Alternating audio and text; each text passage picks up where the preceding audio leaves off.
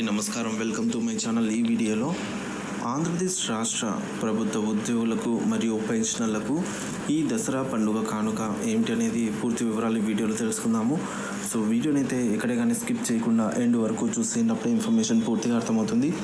అలాగే వీడియో చూస్తున్న ప్రతి ఒక్కరు వీడియోకి లైక్ చేయండి ఫ్రెండ్స్. ఈ వీడియోని తోటి ఉద్యోగ పెన్షన్ మిత్రులతో షేర్ చేయండి. కొత్తగా మన ఛానల్ చూస్తున్న వారు ఇంకా ఎవరైనా సబ్స్క్రైబ్ చేసుకున్నట్లయితే వెంటనే మన ఛానల్ని సబ్స్క్రైబ్ చేసుకోండి. దీని ద్వారా నేను చేసే లేటెస్ట్ వీడియోస్ అన్నీ మీ వరకు రీచ్ అవుతాయి. ఇక ఆలస్యం చేయకుండా వివరాల్లోకి అయితే వెళ్ళిపోదాము ఫ్రెండ్స్. ఇక విషయానికి వచ్చినట్లయితే ఆంధ్రప్రదేశ్ రాష్ట్ర ఆర్థిక పరిస్థితి, ప్రభుత్వ ఉద్యోగులకు రావాల్సిన బకాయిలు మరియు భవిష్యత్ కార్యాచరణ గురించి వివరంగా తెలుసుకుందాము. రాష్ట్ర విభజన అనంతరం రెవెన్యూ లోటుతో ఏర్పడిన ఆంధ్రప్రదేశ్ తన అవసరాలు, అభివృద్ధి, సంక్షేమ కార్యక్రమాల కోసం విపరీతంగా అప్పులు చేయడంతో ప్రస్తుతం ఒక రకంగా రుణ ఉచ్చు డెబిట్ ట్రాప్లో చిక్కుకుందని చెప్పడంలో వాస్తవం లేకపోలేదు. ఆర్థిక సంక్షోభం, ఉద్యోగులు బకాయిలు. గత ప్రభుత్వ హయాంలో ఉద్యోగుల జీతాలు, పెన్షన్లు కూడా 1వ తేదీన చెల్లించలేని పరిస్థితి ఏర్పడింది. అప్పుల ద్వారా మాత్రమే నెలకు సరిపడా నిధులు సమకూర్చుకొని చెల్లించినటువంటి రోజులు ఉన్నాయి. ఆ రోజుల్లో నెల జీతం ఆ నెలలోనే ఇస్తున్నాం కదా అని అంటూ చేసిన వ్యాఖ్యలు, 1వ తేదీన జీతాలు ఇవ్వాలంటూ చట్టం ఉందా అని అప్పటి నాటి తెలంగాణ ముఖ్యమంత్రి కేసీఆర్ సైతం ప్రశ్నించిన తీరును ఉద్యోగుల హక్కులపై తీవ్రమైన చర్చకు దారితీసిన సందర్భము ఉంది. నిజానికి ఉద్యోగులకు చెల్లించాల్సిన ఆర్థిక ప్రయోజనాల విషయంలో స్పష్టమైన చట్టం లేదనే విషయం అడుగడుగునా వెల్లడైతుంది. దీనివల్లే పేరుకుపోయిన బకాయిలు చెల్లించమని కోర్టుకు వెళ్ళిన ప్రభుత్వం ఆర్థిక పరిస్థితి బాగోలేదు, మెరుగుపడ్డగా చెల్లిస్తామని సమాధానాలు ప్రభుత్వం సైడ్ నుంచి వినాల్సి వస్తోంది. ప్రభుత్వ గణాంకాలు, వాస్తవ పరిస్థితి ఏ విధంగా ఉందనేది తెలుసుకుందాము. రాష్ట్ర ప్రభుత్వ ఉద్యోగులకు రావాల్సిన బకాయిల మొత్తం దాదాపుగా 25,000 కోట్ల రూపాయల పైచిలుకుంటుంది అని గతంలోనే అంచనా వేశారు. ఈ అంచనాను కొందరు రాజకీయ ప్రయోజనాల కోసం చేస్తున్నటువంటి వ్యాఖ్యలుగా కొట్టిపారేసిన సందర్భాలు ఉన్నాయి. అయితే రాజ్యాంగం నిర్దేశించినటువంటి మేరకు రాష్ట్ర శాసనసభలో ప్రస్తుతం ప్రభుత్వం ప్రవేశపెట్టబడిన వార్షిక బడ్జెట్ గణాంకాలు మరియు దిగ్భ్రాంతిని కలిగిస్తున్నాయి. 2024 జూన్ 18 నాటికి ప్రభుత్వం 1,35,224 కోట్ల రూపాయల మొత్తం అక్యుములేటెడ్ లయబిలిటీ అంటే పేరుకుపోయిన అప్పులు ఉందని చూపించింది. ఇది రాజ్యాంగబద్ధమైన బాధ్యత. దీని నుంచి ప్రస్తుత ప్రభుత్వం తప్పించుకునే అవకాశమే లేదు. ఇక ఈ 1,35,224 కోట్ల అప్పులలో ఉద్యోగులకు మాత్రమే రావాల్సిన బకాయిలు 21,980 కోట్లుగా అయితే ఉంది.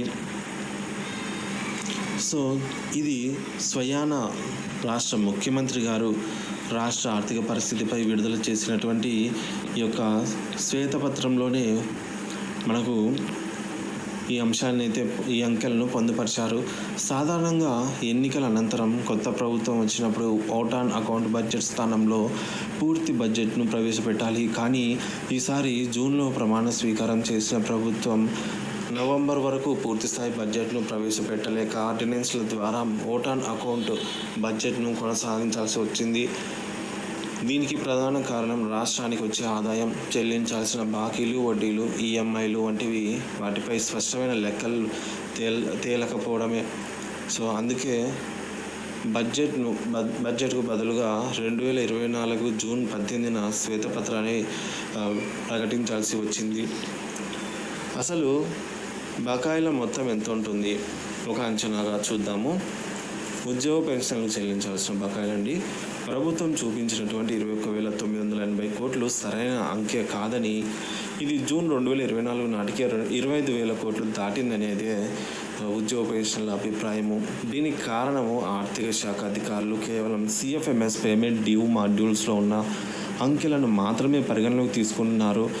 ఉద్యోగి తన క్లెయిమ్ను నమోదు చేయటం, అడ్మినిస్ట్రేటివ్ ఆఫీసర్ దాన్ని శాంక్షన్ చేయడం, DDO బిల్లు జనరేట్ చేయడం, ట్రెజరీ అధికారులు ఆమోదించడం వంటి క్రింది దశలలో పెండింగ్లో ఉన్న వాటిని పరిగణలోకి తీసుకోలేదు. సో కింద చెల్లించాల్సిన బకాయిలను కూడా కలుపుకుంటే జూన్ 2024 నాటికే మొత్తం బకాయిల విలువ 27,000 కోట్ల రూపాయల పైచిలుకే ఉంటుంది. భవిష్యత్తులో రావాల్సినవి జూన్ 2024 తర్వాత కూడా అనేక బకాయిలు పేరుకుపోయాయి. వీటిలో వేతన సవరణ పిఆర్సీ బకాయిలు. సో జూలై 1, 2023 నుంచి వేతన సవరణ జరగాల్సి ఉంది. డియర్నెస్ అలవెన్స్ డిఏ బకాయిలు 4 డిఏ వాయిదాలు బాకీ ఉన్నాయి. పాత డిఏ బకాయిలు 2021లో గవర్నర్ పేరు మీద ఇచ్చిన జీవో ప్రకారంగా 3 డిఏలు వాయిదాలను 3 సమాన విడతల్లో చెల్లిస్తామని కూడా హామీ ఇచ్చారు. దాదాపుగా 60 నెలల బకాయిలను ఈ విధంగా చెల్లించాల్సి ఉంది. అయితే 4 ఏళ్ళు గడిచిన ఒక్క వాయిదా కూడా ఉద్యోగుల ఖాతాల్లో జమ కాలేదు. సరెండర్ లీవ్లు, వీటి పరిస్థితి ఏమిటో తెలియదు. ఇతర అలవెన్స్లు, గత పిఆర్సీలో అర్థాంతరంగా రద్దు చేసిన అనేక అలవెన్స్లు కూడా ఉన్నాయి. ఇవన్నీ కలుపుకుంటే మొత్తం బకాయిలు 35,000 కోట్లు చేరుతుంది అని అంచనా. గత ప్రభుత్వ హయాంలో రిటైర్మెంట్ బెనిఫిట్స్ చెల్లించలేక పదవి విరమణ చేసే వయసును 60 ఏళ్ల నుంచి 62 ఏళ్లకు పెంచింది ప్రభుత్వం. ఇది ఆర్థిక బాధ్యతను వాయిదా వేసుకోవడం తప్ప మరొకటి కాదు. ఇప్పుడు రిటైర్ అవుతున్న వారు కూడా పెన్షన్ బెనిఫిట్స్ ఎప్పుడొస్తాయో తెలియని పరిస్థితి. ఆర్థిక మంత్రి గారు కూడా ఉద్యోగ సంఘాల నాయకులతో కూర్చొని రాష్ట్ర ఆర్థిక పరిస్థితిని వివరించి బకాయిల చెల్లింపులకు ఒక కార్యాచరణ ప్రణాళికను చర్చించడానికి తీరిక లేకుండానే ఉన్నారు. ఇక ప్రభుత్వానికి వచ్చే ఆదాయము మరియు ఖర్చులు ఎంత అనేది చూద్దాము. మన ఏపీ రాష్ట్రానికి ఆదాయం వస్తేనే బకాయిలు చెల్లించగలుగుతారు.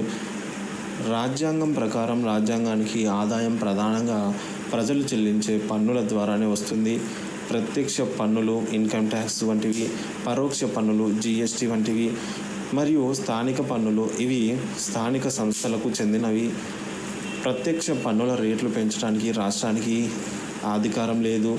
పరోక్ష పన్నుల విషయానికి వస్తే 2017 జూలై 1 నుంచి జిఎస్టీ అమల్లోకి వచ్చిన తర్వాత పన్ను రేట్లను పెంచడానికి లేదా పరిమితి మార్చడానికి రాష్ట్ర శాసనసభకు అధికారం లేదు. జిఎస్టీ కౌన్సిల్ ఆమోదిస్తేనే ఏదైనా మార్పు సాధ్యమవుతుంది.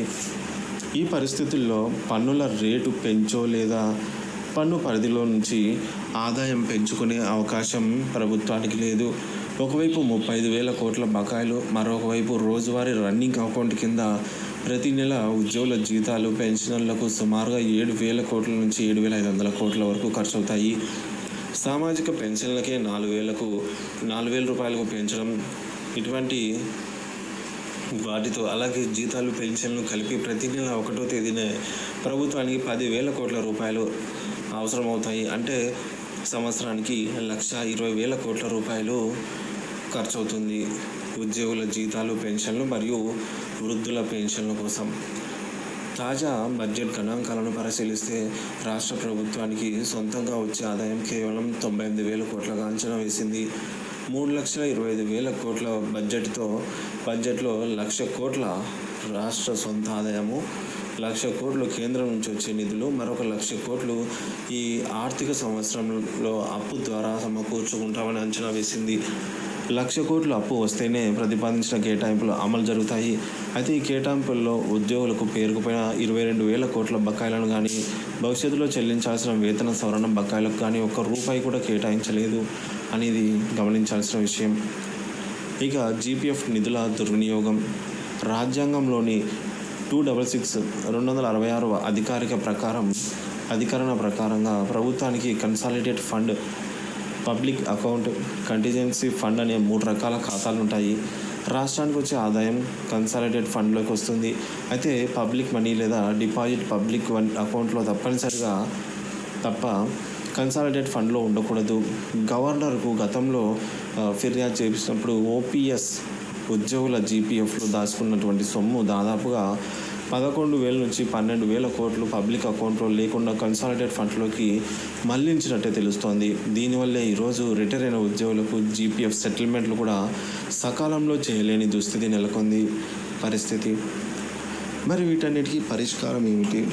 పరిష్కారమే లేదా అంటే ఈ తీవ్రమైన ఆర్థిక పరిస్థితుల్లో ఉద్యోగులకు రావాల్సిన బకాయిలు ఎలా వస్తాయనేది పెద్ద ప్రశ్న. కేవలం ఉద్యమం చేయడం ద్వారా ప్రభుత్వం వెంటనే చెల్లించగలుగుతుందా, లేదా కేంద్రం అదనంగా నిధులు మంజూరు చేస్తుందా? ఇవేవి సాధ్యం కాని పక్షంలో పేరుకుపోయిన బకాయిలు ఈ స్థాయికి చేరడానికి మన నిస్సహాయత, మౌనం, నిర్లక్ష్యం కూడా కారణమవుతాయని ఒప్పుకోవాలి.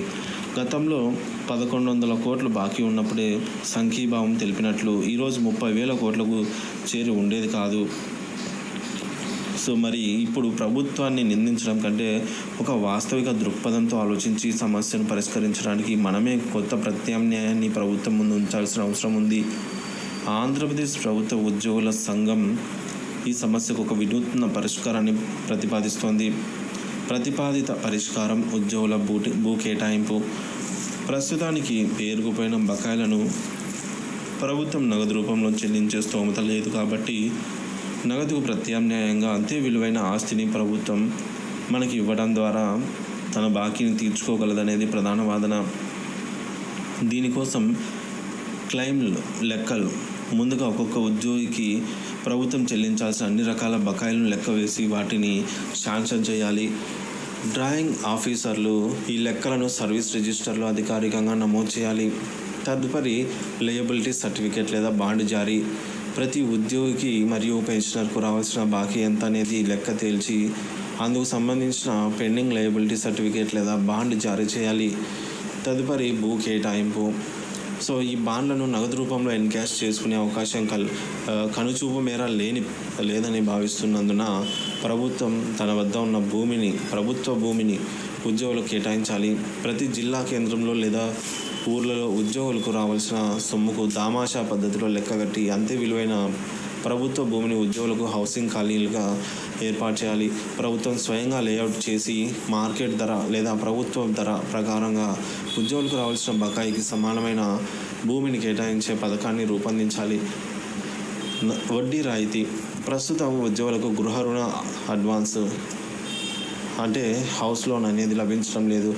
సో బ్యాంకులు గృహ రుణాలు ఇస్తాయి కాబట్టి హెచ్బిఏపై ప్రభుత్వం ఇచ్చే 2% వడ్డీకి బదులు బ్యాంకులు వసూలు చేస్తే 6.5 లేదా 7% వడ్డీకి మధ్య ఉన్న తేడా దాదాపుగా 4.5 నుంచి 5% కాబట్టి సో ప్రభుత్వం భర్తీ చేయాలి దీన్ని.